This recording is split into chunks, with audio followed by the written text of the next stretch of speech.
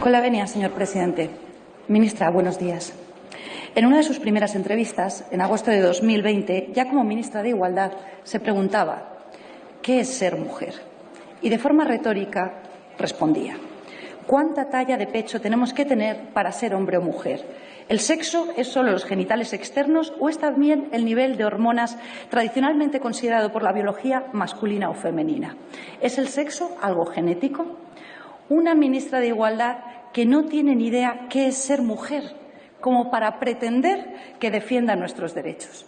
Y a eso se ha dedicado durante estos 2 últimos años como ministra de Igualdad, a aniquilar todos los avances que las mujeres hemos conseguido históricamente, gracias a grandes mujeres que nos han precedido, pero también hombres, en la conquista de la igualdad en derechos entre hombres y mujeres. Ministra, sé que me está escuchando. Ser mujer es nacer con sexo femenino. Y créame, nada tiene que ver con el tamaño de nuestros pechos. Pero usted, como ministra, está aplicando políticas que niegan esta realidad biológica, que pretenden hacerla desaparecer, porque usted solo sirve al movimiento transgénero, aunque ello suponga el borrado de las mujeres. Ahora bien, sería injusto dejarla sola en esta profunda traición a las mujeres y, desde luego, no empezó con usted. Vamos a ver de dónde venimos, dónde estamos y hacia dónde nos dirigimos. La metamorfosis autodestructiva y socialmente tóxica del feminismo imperante actual cabalga sobre un concepto artificial, la ideología de género, que solo Vox rechaza y según el cual, con independencia del sexo con el que se nace, uno es hombre o mujer según se siente, a veces según se siente cada día, incluso según la hora del día. En ocasiones se alude a este concepto como feminismo de tercera ola, porque hay otros 2 precedentes. El feminismo de primera ola, el de Olympe de Gouges o John Stuart Mill, el de las sufragistas, luchó por la equiparación jurídica entre hombres y mujeres, por la conquista del derecho de voto, entre otros, y que no quedásemos las mujeres necesariamente confinadas al ámbito doméstico.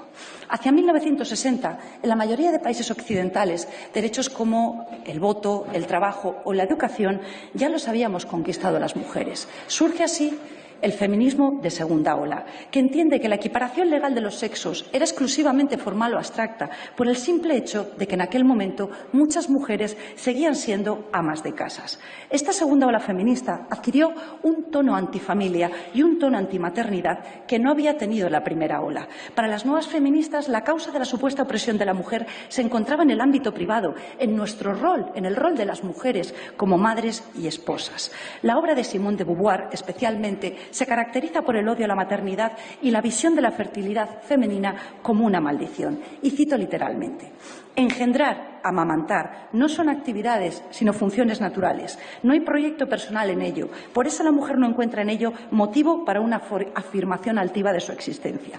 Para este feminismo de segunda ola, la verdadera emancipación de la mujer solo llegaría cuando la mujer alcanzase la autosuficiencia económica, la realización profesional y rompiese la esclavitud de la maternidad. O como dijo nuevamente Simone de Beauvoir, y cito literalmente, cuando la mujer se incorpore a la producción y se libere de la reproducción. Entrevistada por Betty Friedan en 1975, llegó a declarar: no debería autorizarse a ninguna mujer a quedarse en casa para educar a sus hijos. Las mujeres no deberían disponer de esa opción, precisamente porque si existe, demasiadas mujeres la escogerán. Mientras las familias, el mito de la familia y el mito del instinto maternal no sean destruidos, las mujeres seguirán oprimidas.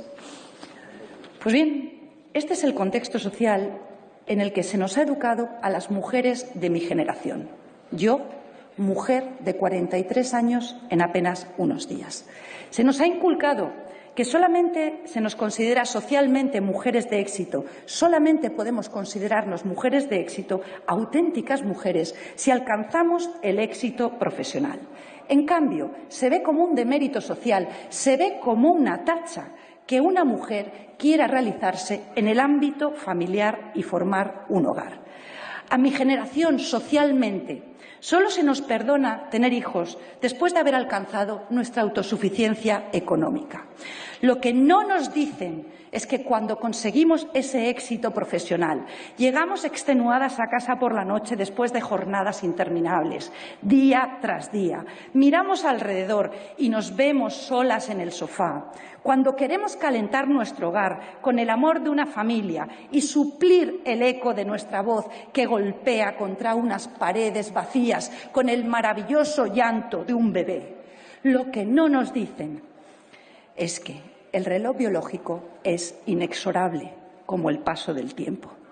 Y eso es lo que padecemos muchísimas mujeres en España cuando por fin intentamos ser madres, más cerca de los 40 que de los 20, una vez hemos alcanzado esas metas culturales que socialmente nos han impuesto y nos encontramos que ya no somos capaces de quedarnos embarazadas y las que lo que conseguimos llamamos a nuestros bebés bebé milagro. Este feminismo antimaternidad y antifamilia nos ha mentido a las mujeres. No nos ha contado que al final del camino que nos ha marcado solo hay soledad y que cuando se llega a la meta suele ser demasiado tarde, porque el reloj biológico es inexorable, como el paso del tiempo. ¿Y saben qué es lo peor? Que esa autosuficiencia económica, ese éxito profesional, no llegan muchísimas mujeres o llega de forma precaria y no por ser mujeres, tampoco llega para muchísimos hombres. Sola, sin éxito profesional y sin posibilidades de formar una familia. Ese será el final del camino para muchísimas jóvenes en España. Ese está siendo hoy el final del camino para muchísimas jóvenes, hoy ya adultas, de mi generación y algo más mayores, que no han tenido la posibilidad de elegir, porque ustedes, todos ustedes, Partido Popular y Partido Socialista, con sus políticas, no les han permitido elegir. Tantas mujeres que creyeron lo que les dijeron, que el hombre era el enemigo, que no había que atarse a ningún hombre, que había que competir con él, disputarle el poder, romper todos los techos de cristal y que en el mejor de los casos, y eso, las privilegiadas triunfaron profesionalmente, pero que ahora, a los 40, a los 50, a los 60 años, se encuentran solas a las puertas de una larga vejez que será aún más deprimente porque no tienen una familia que les acompañe. Y entonces, solo entonces, cuando ya no hay marcha atrás, descubren que el feminismo, su feminismo, les ha estafado. Pero ya es demasiado tarde. La segunda ola feminista nos negó a las mujeres la familia y la maternidad, pero son insaciables y han ido más allá. El feminismo de tercera ola, el actual, el que usted impulsa como ministra de Igualdad, da un paso más allá y pretende eliminar nuestra identidad como mujeres, proceder a nuestro borrado, a lomos de la ideología de género. Aquí lo que se considera opresivo es el concepto mismo de la mujer, nuestra naturaleza femenina misma.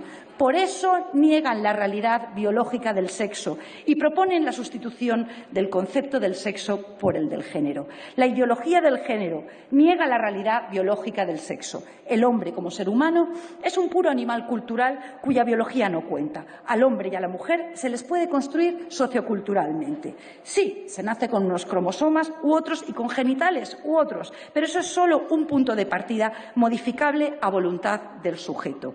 La transexualidad es la culminación de la ideología de género. Y ahora usted dispone de 20.000 millones de euros para extirpar la naturaleza femenina, empezando, en primer lugar, por nuestros niños, haciéndoles adeptos al movimiento transgénero desde su más tierna infancia, en las aulas, cuando son más vulnerables.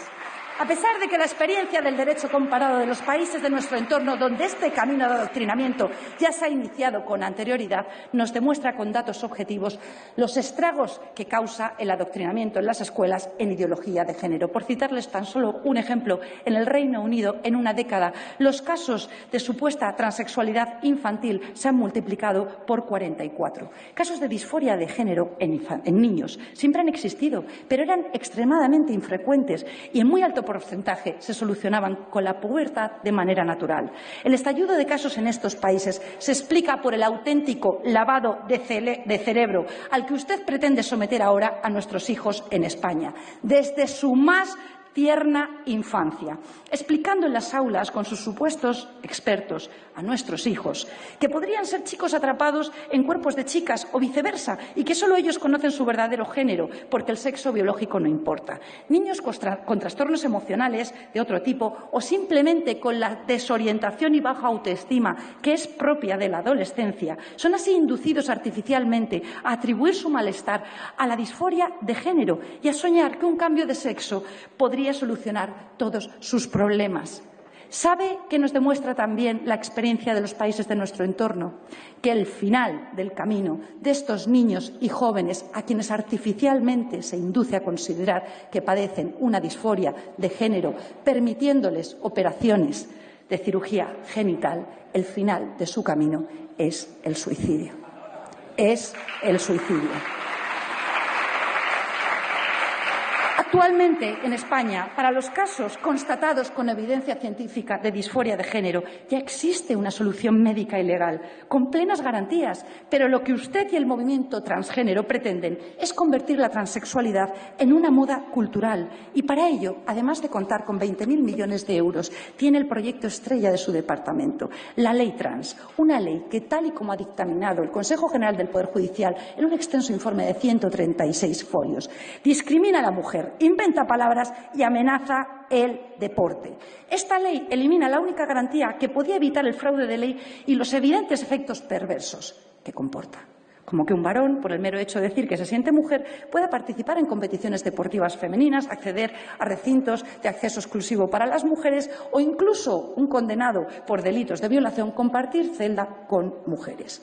La ideología de género sobre la que cabalga este feminismo de tercera ola que usted impulsa representa en realidad la autodestrucción del feminismo, porque se suponía que la razón de ser del feminismo era la defensa del sexo femenino. Concluyo, señor presidente. Sin embargo, la ideología de género elimina los sexos, elimina el sexo femenino y con ello la lucha histórica por nuestros derechos. Concluyo para agradecer a las voces críticas femeninas que se han alzado para exigir su dimisión, su valentía, como Laura, Lucía Echevarría, Paula Fraga o Lidia Falcón. En esta Cámara, solo los 52 diputados de Vox nos oponemos a la ideología de género. Fuera de estas paredes privilegiadas, tenemos muy claro que no estamos solos. Gracias, señor presidente.